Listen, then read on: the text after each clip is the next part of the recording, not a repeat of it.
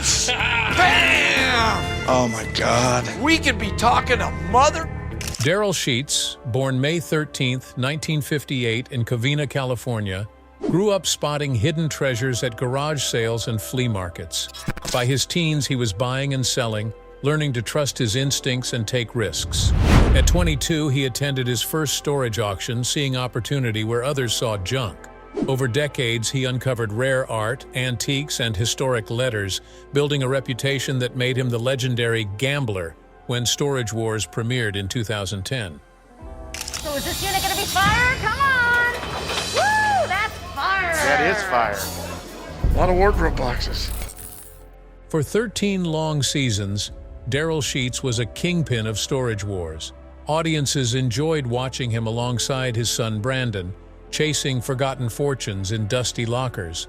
But away from the bright lights, Darrell's world was collapsing. In 2019, a hidden heart problem nearly ended his life. Around the same time, his ex-fiancée became entangled in a shocking $4 million animal abuse scandal. His personal ties kept breaking apart, one after another.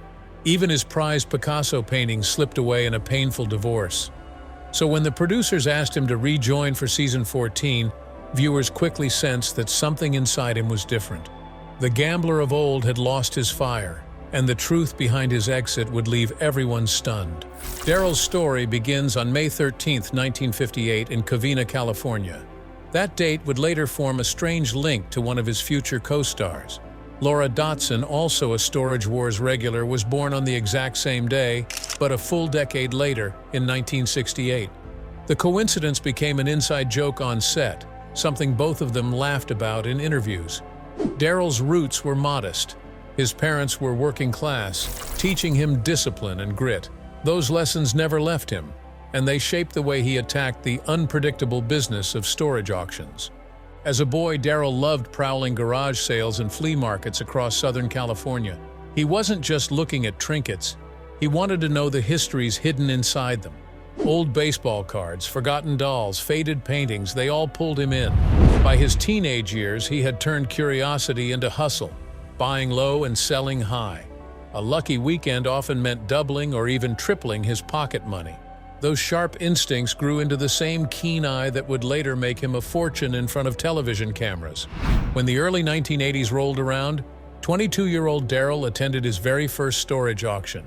There were no TV crews, no big audiences, just a handful of bidders chasing luck. But Darrell saw a future there. He kept going back, year after year, until he became one of the most trusted names in the trade.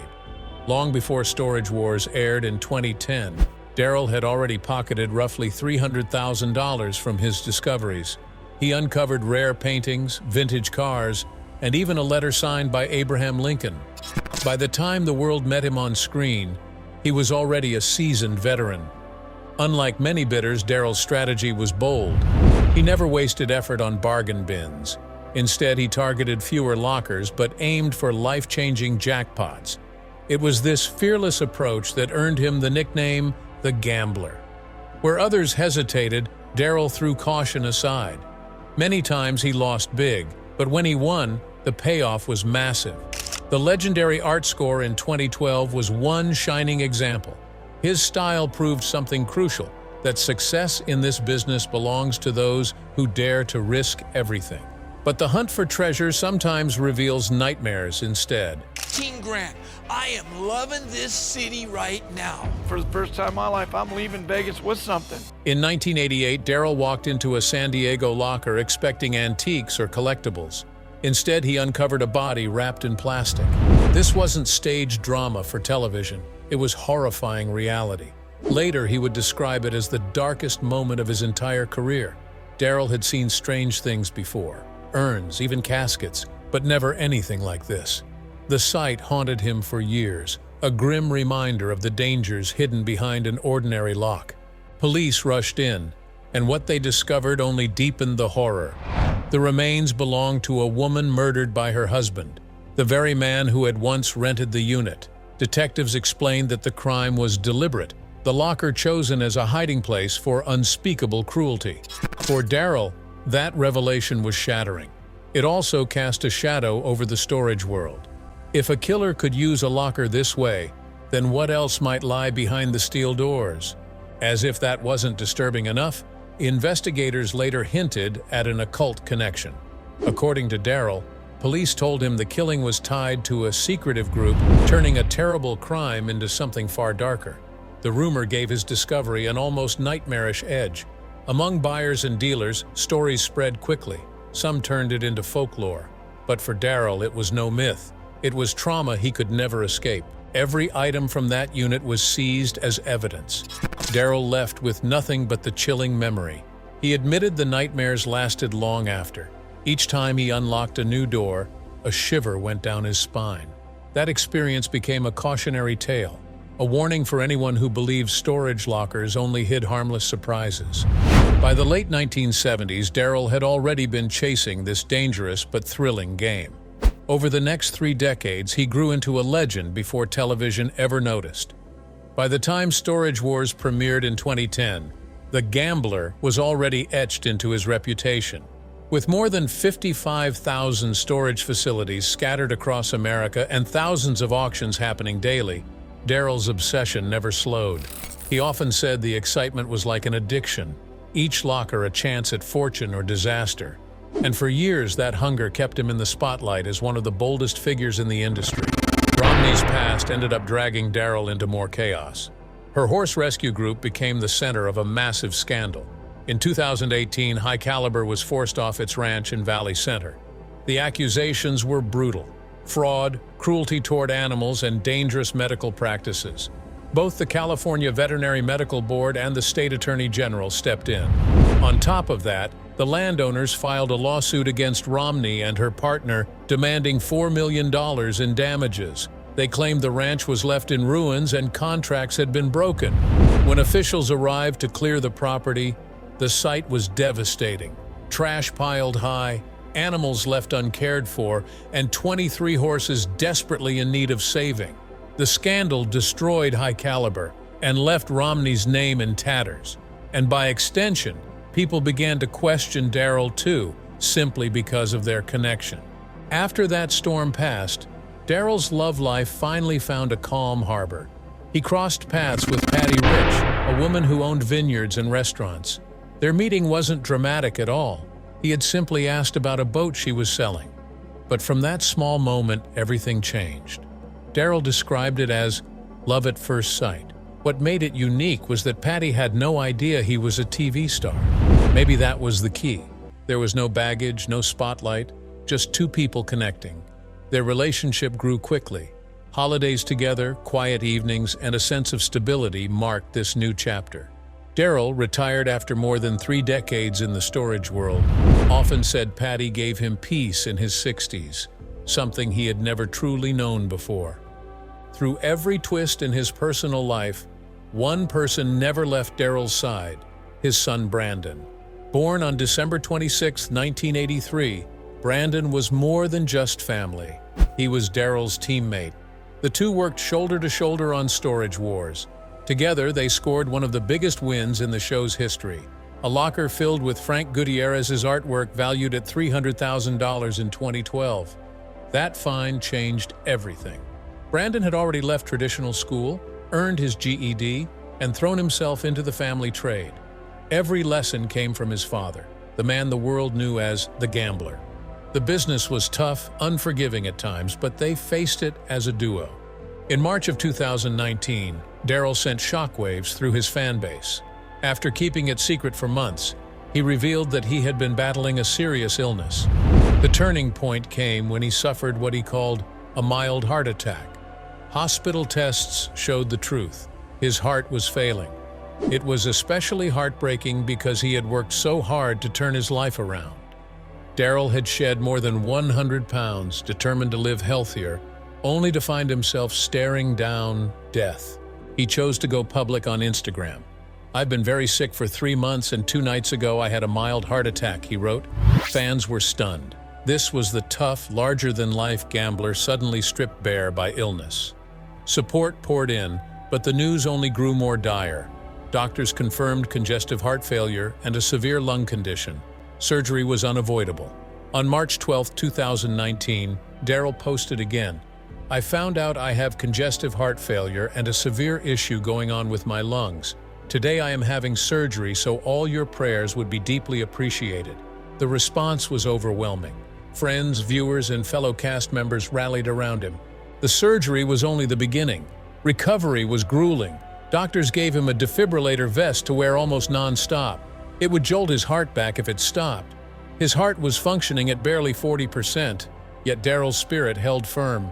He told his followers, "My spirits never got down, and my faith is even stronger." Weeks later, there was good news. His heart had improved enough to remove the vest. He wasn't fully healthy, normal levels are between 55 and 70%, but it was a huge victory. Then came the comeback no one expected. In 2021, Darrell returned to Storage Wars for seasons 13, 14, and 15. After nearly dying in 2019, fans thought his days in the business were done. But there he was again, bidding, gambling, and proving that his passion outweighed his fear. His doctors had warned him about his weak heart, but Darrell refused to bow out quietly. "It's an addiction," he said of the auctions, and viewers believed him. Darrell's health journey, however, had started long before the heart attack. At one time, he weighed more than 300 pounds. He suffered from aching joints and exhaustion. Determined to change, he turned to Nutrisystem in 2014 and quickly lost 40 pounds. By the time of his heart crisis, he had dropped over 100 in total. That discipline likely saved his life.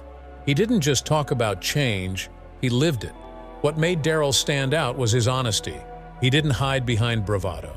On Instagram, he shared photos from hospital beds, updates on his recovery, and reflections on faith.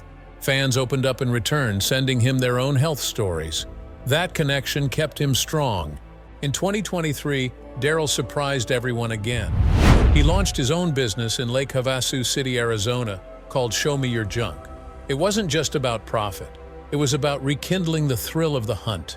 Lake Havasu, famous for its London Bridge and tourist crowds, became a hotspot for collectors seeking treasures. Vintage toys, rare art, quirky collectibles, Darrell's sharp instincts brought customers from all over. That same year, he stepped away from Hollywood completely, moving full-time to Arizona. The slower lifestyle gave him breathing room.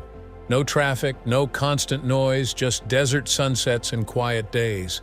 Interviews and photos showed him calmer, healthier, and happier than ever before. And by his side was Patty Rich. Together, they built a balanced life, her vineyards and restaurants thriving, his collectibles business flourishing. Patty introduced him to fine wines and gourmet food, while Darrell stayed true to his passion for hunting treasures. Their partnership became something magazines loved to write about, proof that after years of chaos, Darrell had found a steady happiness. Retirement didn't mean slowing down. He restored classic cars, took his boat across Arizona's lakes, and filled his Instagram with photos of sunshine and chrome. Fans loved every update. Thousands liked and commented, reminding him that they still cared. Even away from TV, Darrell never let his Storage Wars fans feel forgotten. His posts still carried the show's hashtags, keeping the bond alive. For longtime viewers, it was a reminder of why they had rooted for him all those years, because Darrell Sheets was, and always will be, the gambler. Darrell Sheets created a fortune that many reality TV stars could only imagine. By 2025, his net worth is estimated at around $4 million. But this wasn't just about being on television. It came from years of experience, a sharp eye for hidden treasures, smart decisions, and yes, a touch of luck. Long before cameras rolled for Storage Wars in 2010, Darrell had already been mastering storage auctions, learning to spot value in places most people ignored. When the show launched, he quickly became one of its standout personalities. His finds weren't just exciting, they were historic. The pinnacle was a locker packed with artwork by Frank Gutierrez, valued at $300,000. That single discovery alone became the most remarkable treasure ever showcased on the series. Darrell didn't leave things to chance. Time and again, he turned ordinary, forgotten lockers into profitable ventures. This skill not only brought him incredible finds, but also a steady income from the show. In the early seasons, cast members made about $2,000 per episode. As the series skyrocketed in popularity, paychecks increased significantly. Darrell began earning between $15,000 and $25,000 per episode. With up to 32 episodes in a season, he was pulling in more than $800,000 annually from television alone, excluding the profit from the lockers he bought. This reliable income allowed him to diversify. He launched new ventures, including his own shop in Lake Havasu City, Arizona. Even after stepping back from the show, money continued to flow from his auctions, his discoveries, and his business ventures. In the end, Darrell transformed what began as a risky gamble in storage auctions into enduring financial success, proving that knowledge, intuition, and perseverance can turn a hobby into a lasting empire.